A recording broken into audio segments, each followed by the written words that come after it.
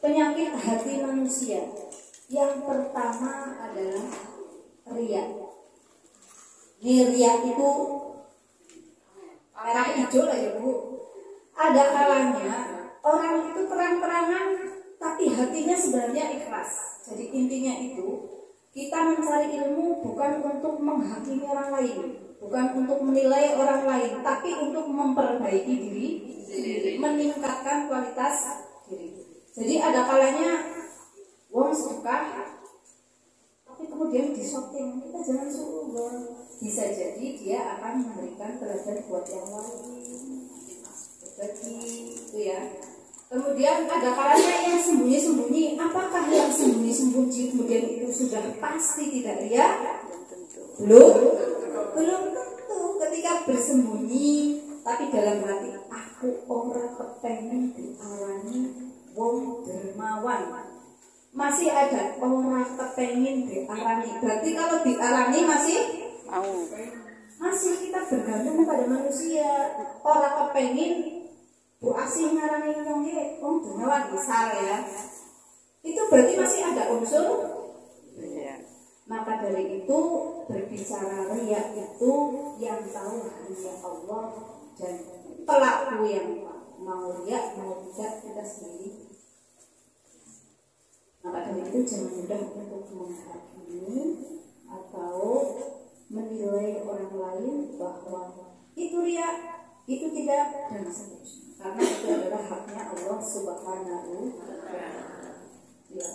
Kemudian contoh riya atau dalil riya itu salah satunya disebutkan dalam surat Al-Baqarah ayat 264 ya. Aslinya ini sudah kata ya Bu. Ya ayyuhalladzina amanu la tubtilu shadaqatikum bil manni wal adha kalladzi yunfiqu malahu ria'an nas wa la yu'minu billahi wal yawmil famathaluhu kamathali safwanin 'alaihi turabun fa'asabahu wabilun fatarakahu sawda la yaqdiruna 'ala syai'in mimma kasabu. Wahai orang-orang yang beriman, jangan batalkan sedekahmu bil manni wal adha, dengan menyebut-nyebut dan menyakiti. Jadi ketika ada orang datang ke rumah, biasanya kan sekarang musimnya mau pada bawa map ya, kalau bukan gitu map apa kita tidak tahu. Kalau mau ngasih saja, segombongnya kan dengan mau 2.000, 5.000, 10.000 segombongnya dengan saja. Kalau tidak mau ngasih, ya sudah, aku kan dokter ya. Jangan kemudian ngasih, tapi kalau mau ya kehilangan duit, ya oleh ganjar. Jadi bener aku ngasih bener ini, kiri kamu nombok dan lain sebagainya. Jadi kalau mau ngasih, ya ngasih saja. Kalau tidak ya permisi. Ngapunten betul. Utawane ngapunten rai. Banyak kalimat yang bisa diberi. Kemudian perumpamaannya itu diibaratkan debu yang berada di atas bebatuan. Kemudian wa asobahu fa apa ya kembali? Wabilun itu hujan payah. Wabilun hujan deras menimpa debu yang di atas batu. Kira-kira debunya nyisa napa bersih? Bersih. Layak dirun ala syai'in mimma kasabu. Kita tidak berkuasa, tidak mendapatkan apa-apa atas apa yang kita kerjakan. Jadi sedekah hilang pahalanya. Diibaratkan seperti debu yang ada di atas batu, kemudian batunya tak kena air dari datangnya hujan deras. Bersih limit, ya bersih ya limit. Kira-kira kelangan apa boten Bu? Kelang? Sama halnya ketika di jalan itu kan seringkali khususnya di lampu-lampu itu kan banyak sekali yang seperti itu ya. Itu usah banyak ngasih yang ngasih tidak ya cukup melambaikan tangan dan lain sebagainya. Itu penyakit hati yang pertama. Kemudian penyakit hati yang kedua, iri dengki. Perbedaan iri dan dengki. Kalau iri itu tidak suka saja dan kepengen pengen gitu ya. Tapi kalau sudah disertai dengan dengki itu ada keinginan untuk hilang atau lenyapnya kenikmatan orang lain gitu ya. Kemudian iri dan dengki ini disebutkan dalam surat Al-Falaq. Bukan tuh dibaca bersama-sama. Bismillahirrahmanirrahim. Qul a'udzu birabbil falaq min syarri ma khalaq wa min syarri ghasiqin idza waqab wa min syarri naffasati fil 'uqad wa min syarri hasidin idza hasad. Di ayat terakhir disebutkan wa min syarri hasidin idza hasad. Jadi kiri itu bahasa Indonesia. Kalau hasad bahasa hasidin, orang yang hasad, idza hasada, apabila dia hasad atau dengki ya. Jadi surat Al-Falaq ini adalah surat perlindungan dari beberapa hal. Di ayat 2, min syarri ma khalaq, dari kejahatan apa yang Allah ciptakan. Di antaranya adalah kejahatan makhluk itu. Terus wa min syarri ghasiqin idza waqab, dan dari kejahatan malam apabila telah gelap. Kalau malam itu kan gelap. Kalau panjenengan tidak dibantu dengan adanya penerangan listrik, lampu, kedemekan ya. Dan kejahatan itu banyak terjadi di malam hari. Ya perampokan, ya pencurian dan sebagainya, itu banyak terjadi di malam hari. Dan kalau mungkin panjenengan sih paham dunia persantetan, kayaknya juga operasinya malam-malam gitu. Makanya penting bagi kita ketika mau tidur membaca surat Al-Falaq. Sebab orang yang hasad itu bisa melakukan apa saja, sampai hal-hal yang di luar alam. Hal-hal simpan dengan orang nyangka bisa jadi dilakukan. Jadi bahayanya orang yang hasad di antaranya seperti itu. Kemudian yang berikutnya tadi kedua apa Bu? Tiga. Yang tadi kedua. Kemudian yang ketiga, sombong atau takabur. Sombong itu merasa kita lebih dari yang lain. Contoh, merasa lebih khususnya merasa lebih pintar, merasa lebih kaya. Kalau kira-kira merasa lebih sepuh. Nah itu sombong loh betul. Malah kepengen merasa lebih nopo ya Bu. Wes pokoknya merasa lebih. Tapi kalau melebihkan rasa itu ada kalanya baik, yaitu rasa syukur. Melebihkan rasa syukur itu. Tapi kalau merasa lebih pintar, lebih berpengalaman, lebih cantik mungkin, lebih apalagi dan lain sebagainya, itu adalah bagian dari sombong.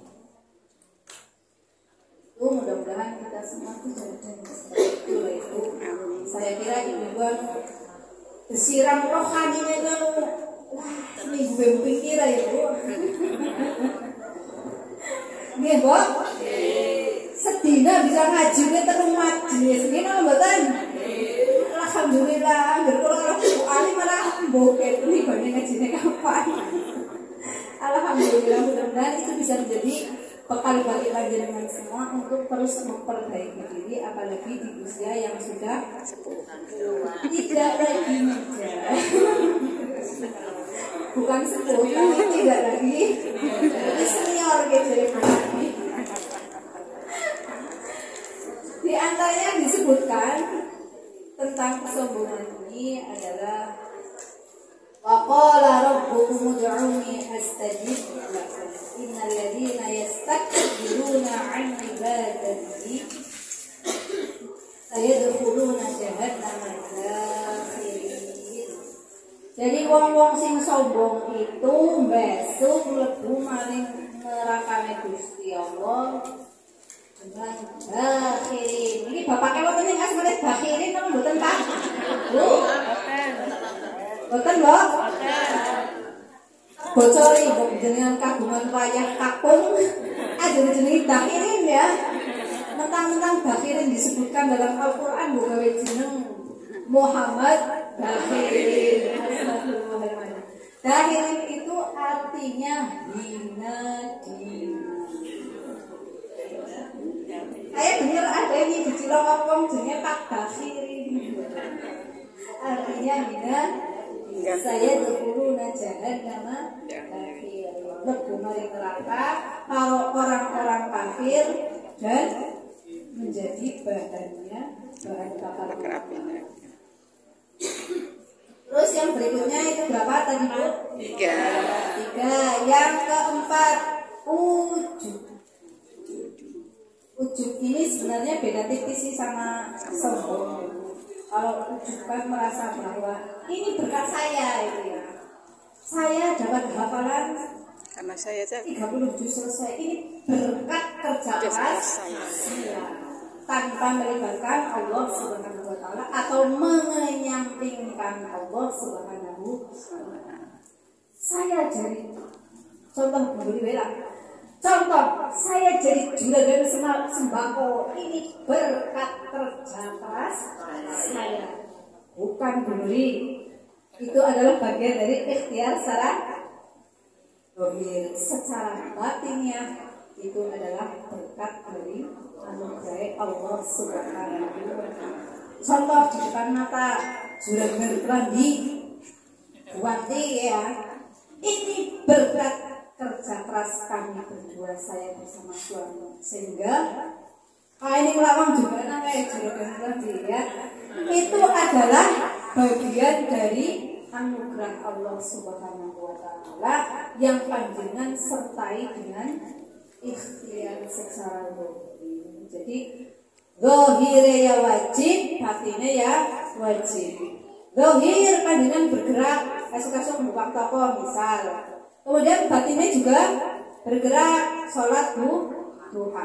Dari sholat duha itu adalah bentuk ketergantungan kita kepada Allah Subhanahu wa taala. Itu yang keempat, ujub ya Bu. Jadi merasa bahwa semua yang kita miliki, semua yang kita raih itu berkat diri sendiri. Kemudian yang keempat, oh berarti sih pada fokus ya, alhamdulillah. Kelima ya Bu Jebule ya, alhamdulillah. Berarti pada ngantuk ya. Yang kelima itu adalah udhub. Udhub itu apa Bu? Apa Bu? Nah, masa udhub orang ngerti? Udhub